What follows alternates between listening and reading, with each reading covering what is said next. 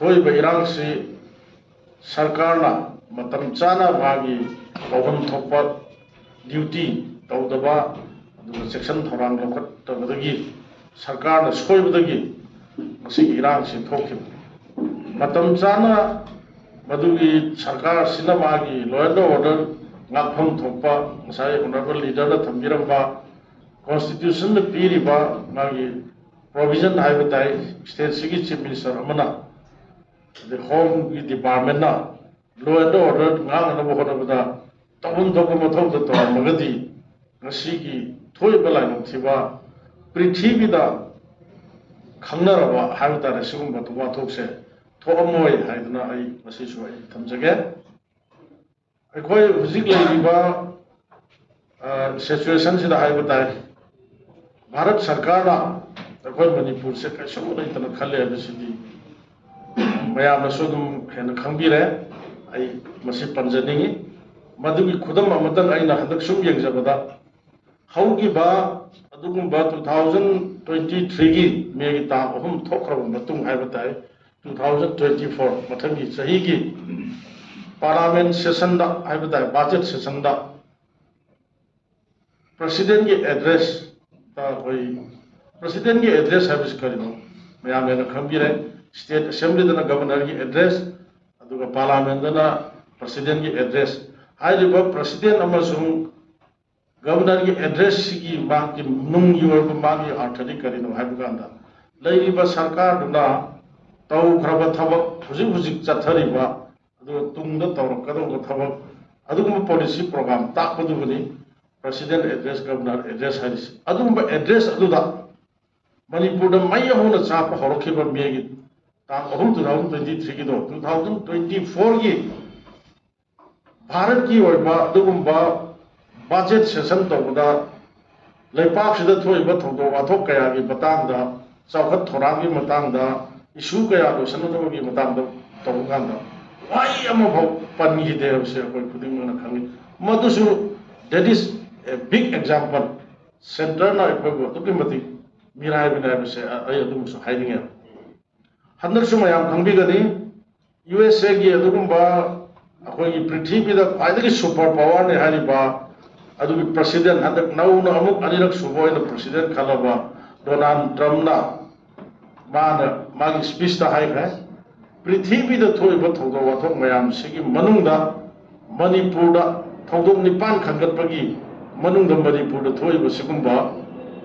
मे की तांग 2023 हौरखिबा थेंगरीब लाइब थोदों USA की पावरफुल प्रेसिडेंट पनग्रबने बट हंदक की पांथोखिबा चथरीब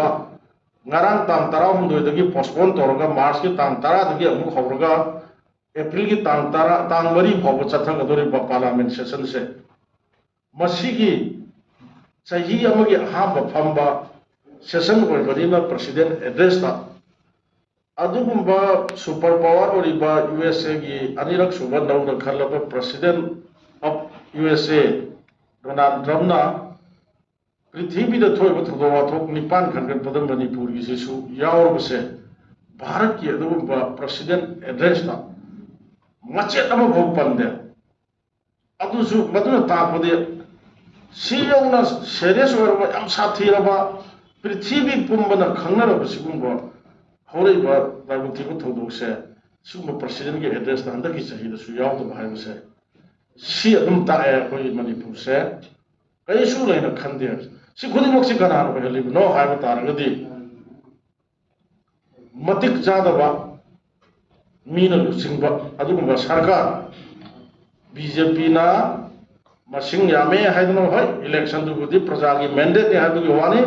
election haugi ba trai thui su election karam haina election to gi chingma sum tam do karam hai to gi mayam boy khangma ngatani aduna adugumba mathong morong khangdaba haiba tai matik jadaba fit oidaba adugumba miyoi singna leader oyaga sarkar paiba aduna matam gi lakpa issue singda thauna phana central leaders in the prime minister the home minister da pressure piraga tholaiba thoktok tugi matangda achummaran senior duri adani haiduna convince to ngamdaba bhap tahan ngamdaba ꯑꯗꯨꯒꯨꯝꯕꯁꯤꯡ ꯑꯗꯨꯅ ꯃꯔꯝ ꯑꯣꯏꯔꯒ ꯃꯗꯨꯒꯤ ꯊꯧꯑꯣꯡꯗꯨꯅ ꯃꯔꯝ ꯑꯣꯏꯔꯒ ꯑꯩꯈꯣꯏ ꯎꯁꯤꯠꯇꯕꯅꯤ ꯍꯥꯏꯕꯁꯦ ꯑꯩ ꯃꯁꯤꯃ ꯑꯩ ꯊꯝꯖꯒꯦ ꯍꯧꯈꯤꯕ ꯑꯗꯨꯒꯨꯝꯕ ꯇꯥꯡ 3 2023ꯒꯤ ꯊꯣꯛꯈꯤꯕ ꯊꯧꯗꯣꯛꯁꯤꯗ ꯁꯔꯀꯥꯔꯅ ꯃꯁꯥꯒꯤ ꯊꯕꯛ ꯃꯊꯧ ꯇꯧꯗꯕꯗꯒꯤ ꯂꯩꯄꯥꯛꯁꯤ ꯀꯥꯏꯔꯛꯄ ꯌꯥꯕ ꯑꯩꯈꯣꯏꯒꯤ ꯃꯔꯨꯑꯣꯏꯅ Meitei ꯖꯥꯇꯤꯁꯦ tumba yaba mabuk fatraba awang chingthakta leba afoba makhani khulai paiba suda leba kuki militant singna khoi haninga matamda hatpa aduga tawningba matamda yummani tharung matamda thaw mayam se sarkar sina tawtabdagi masi iramdam kandaba yade jati kandaba yade hedna laik laisu tamdana leiriba mama mapagi mien khada leijariba adagi yum mayum makai gi mateng pangna leijariba adugumba naha oriba mayam ama jati ramdam kannabani hena makuta kulai paidana ngasi manipurda thorokhiba ngasi gi matangda su congress party gi side gi haugiba irang sek thorokhiba madugi mathangi chahi habda 2024 gi koi budget session hobukan da su koi congress gi side gi adu assembly da governor gi address discussion to da wa ngangjari bai samang su awat charaga masigi youth singse masi hayeng matam amada aibadi akoi iramdam bijati se sarkar su yengsan bidrabani na masi kannana bo honarakpada ngamna ba tawroi base masi soidra hayeng moise tungda awabam da tahogani aduna moise bu protection piba yaba moise ngapi ba yaba aduma rule lama ain nama semaga moise moida awabam tadana ba protection pil na ba tawsi aduna governor gi address da masi gi wafam se kasi lan sina maram warga kun ngakpada chumthoraiba tungya sara bisa isu inaw mayam se boibo protection piba haibse governor address no policy e kasu tawroi maran leiba lamhen tuan bagi di khangre duwa si kaim tawroi haidana akhoi gi congress ki side gi pukachariba youth singbu wasi village volunteer force kun nga pahaina khangraiba mayam sibu ngakbi sembina ba ain sem sebu ya hide mamami madu recording assembly ya dugumba session na ngani ba assembly platform da ngani ba ko floor da ngani ba ngani si session ba da natte mai to na ya hide masi am no ai gido mayam na khambire koi irang si thokra matung da assembly se pham thopa chahi amagi ahum lak phangda ba bharat ki संविधान की मखा द सेमी rules of procedure conduct of business मधुगी rule number 17A द यावरिबा चाही अमद यामद्रबदा कैलेंडर यार अमद अहुम लक सेशन फमु हाइदना पीरिबा अदु भाव फमसी यादना ममांगदा लो मिनिस्टर ना अमा हाई तौना नमद्र फमगिद्रिदना अदुना ईरान सिगी हेक हौरकपदगिना ngasi भावसदा असेंबली सेशन से इंथिन वाइना फमदा ममांगी चाहीदा बजेट सेशन दा नुमित खरनी फमबदो कोई लीडर ऑफ द अखोई सेल बिना फॉर्मर सीएम या बिबो बिना हाउस तंबीगी बदो मैम निक्सिंग बियो अखोई मंगा खतनी सरकार की एनी बिल अमा अखोई ऑब्जेक्ट तौबदा नमोय अदुना पैसा काइनिंग बा दरकार लेबा लोइना म काइबिरो अखोई साइट की करीम ता हाइजर रोय तौबदबु इश्यूज की मतंग दा नुमित निनी हुमनी नत्रसु नोंग मतंग दी मतम बियो खन्नसी हाइदना हाइबदा यागिदे असेंबली से इंथिन वाइना फमदे कायदा हालुरगा करम मोशन तंजा की पुखलो असेंबली फम रूल की मखादनी rules of procedure conduct of business constitution के अंदर कॉन्स्टिट्यूशन की कनोगी संविधान की मतुंग इन पीरिबा अदुगी मखाद सेमिबसे अखोइना गांगनिंगी हाइदना पंगांग गांगबा याब नते स्टार क्वेश्चन में थाजन बदा असेंबली सेशन होगिने बिफोर 10 days बचना भी लई पोलिंग अटेंशन नाइदना करिनो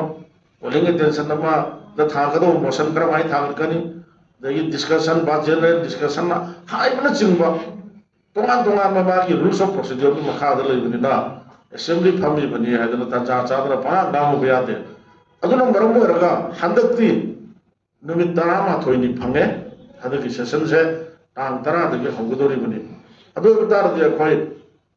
लेरिबो इशू की मतंगा असुक बसे अखोई तंजा असुक फंगद्रे हंदक्ति अखोई अतय अतय यामनमक नांगरगसु इशूज की मतंगा यामन मरु ओइबा इशू खरदे अखोई मसी पुथोगा थोना शांति पूर्ण बिरुत अखोई क्वेश्चन रेस तौबा मधुगी डिस्कशन दु तौबा हाइदना कोई मंगा CLP की लीडर ना बिसिंगगा कोई मंगा सी कोई सिना सिंगांग ना इशू मयाम अमा कोई सेम साधना कोई से याम सेंगना ngaijabani am sengna haraga aduna ngasai global leader na panbi ba thamoi soningai oi ba jiri bangi thani pan na ngai ba angang yauna adagi chahi ani makha gi nupa macha ma yauna nupi ahum yauna chahi nipan da ngai ba nupi macha ma game rep torga hat ki bagi thamoi soningai ba madu gi pickup mirau khol loidringai marakta sida akoi gi somda se kaithema bida leiba अदुगुम्बा 57 mountain division की headquarter दा कमल बाबू मांगी बगी थमोय काइनिया ओइबा सीग्रबरा नत्रगा हिंगिब्रा ngasi बाबू खंगदा Tumin लेख्रबा then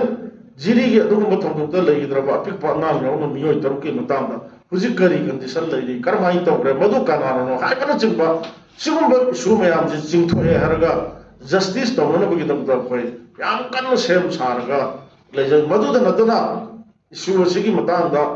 chief minister ना prime minister उनना होनबदा करी इमाई पुरगा चक्कदोरिनो हाइदना खोयना ममांगी सेशनदा walkout तौगा नांगी बगा सॉरी मधुगी मतांगा तो चप चाना हदगी सेशन सिदा कोई पुथोए हरगा प्राइम मिनिस्टर उनना बियारो हाइबना चिंबा रिजोल्यूशन लौनो बखोय मधुगी आसादा तौरगा सेम साधना लेजगी अदुगा लोइना नगासा एना हाइजरिबा मसी सरकार सिना मतम चाना तौन थप थबक तौदबदगी अवाफमदा तागदोरबा सोयदना तागनी खुन्ना को इसा इनाव मरुक मपांग सिंग मसीदी अखोय अवाफमदा सोय तागदोरदना मसी से मसीगी बिल लमा हंदकते हेक्ता अरोय बिथादना कोई मंगा से असेंबली दा मसी चाना थेनरसी हायदना कोई मधुगी स्टैंड नबगा लोइना कोई हंदकी मसी तांतरा मरी से करीगुम्बा PR लाख अमदना असेंबली से यथोमदबा एलिमेंटेड सस्पेंशन थमंद्रगदी तांतरा दगे होबा असेंबली से ngasi तांतरा मरी सी कोई प्राइवेट मेंबर रिजोल्यूशन देनी सेशन मनुंग एवरी फ्राइडे से प्राइवेट मेंबर रिजोल्यूशन लोगदबा याबा यादबा लोगदबा अदुगुम्बा दुमित अमनी अदुना अखोय हादिबा प्राइवेट मेंबर रिजोल्यूशन अमा बुक तौबा मतमदा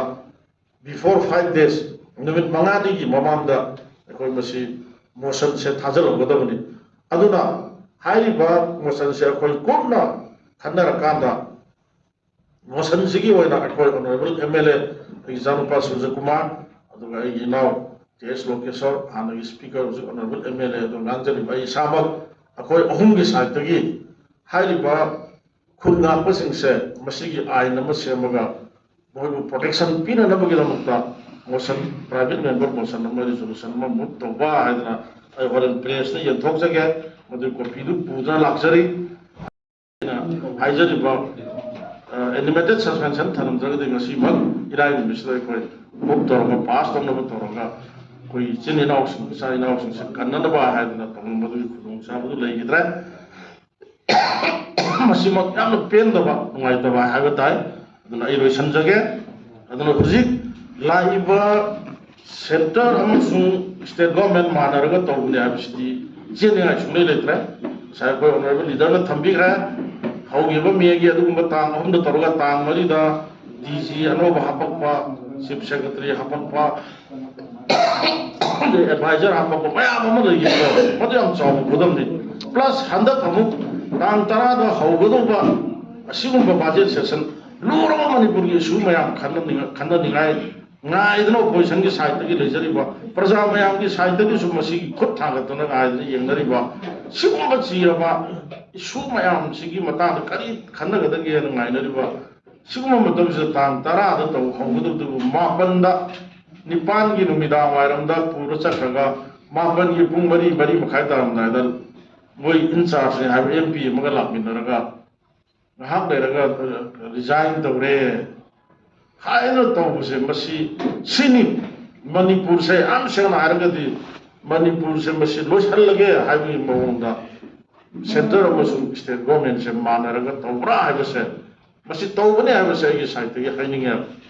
अदुनने मसीदा ममांग द चीफ मिनिस्टर BJP ने न बिरमिबा Mr. Biren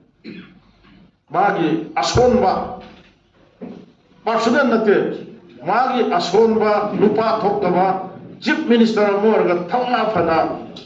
constitution na piriba magi provision ki matungin madu season nare harga chak chana thenga bangam tabdagi ngasidi bharat sarkarna kuki singal loktunarga akhoi manipur se machet tanana ba to pase si amat ayu thiba hai tare nuna aina aroi bada ngasigi press conference sigi khurong sa bolong jarga ina manipur ki ima event sing da maru oi da ima event sing maitai gi ima event sing hau ki be ityas ki tangka kaya da hau ki ba du ba puari kaya da koi mayak lana ina leraba ima event sing na lantham khuding mukta lauraga lakiba thurang do ngasisu sarkar sina khunga iba khunga ko sing asibu protection piece habada tinwai na tabi gidaba opposition ki side ki so khoina uthongna no hona ba handak su puthoga hai bu sing se kanna na bu khudong sa ma lo gen to bu su bade khudong sa phangidam se handak ki animated suspension hai bu se yandra ba ai ki wakan da di tha taruk ta ki tha dana soidana chatkani soidana thamgani aduga akhoi masa kathokdana